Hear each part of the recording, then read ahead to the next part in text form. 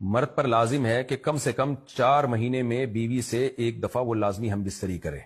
تو اگر وہ 4 مہینے میں ایک دفعہ بھی نہیں کرتا تو پھر جو ہے وہ دیانتاً ذمہ دار ہوگا.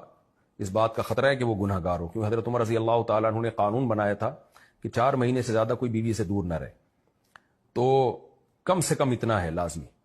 تو اس سے زیادہ بھی اگر کوئی مرد بیوی کے قریب نہیں آ رہا تو پھر وہ ظالم کہلائے گا شریعت کی نظر میں. باقی ہر عورت اور ہر مرد کے حالات مختلف ہوتے ہیں. بعض عورتوں میں خواہش زیادہ ہوتی ہے، بعض میں کم ہوتی ہے. یہ نیچرل ہے، اس کا کوئی اس سے تعلق نہیں ہے کہ عورت کوئی بری ہے. بعض دفعہ عورت میں یہ خواہش نفس بہت زیادہ ہوتی ہے، اس کی ریکوائرمنٹ بہت زیادہ ہوتی ہے، تو لوگ پھر مرد اس بیوی کو برا سمجھنا شروع کر دیتے ہیں، حالانکہ اس کا برائی اور اچھائی سے تعلق نہیں ہے.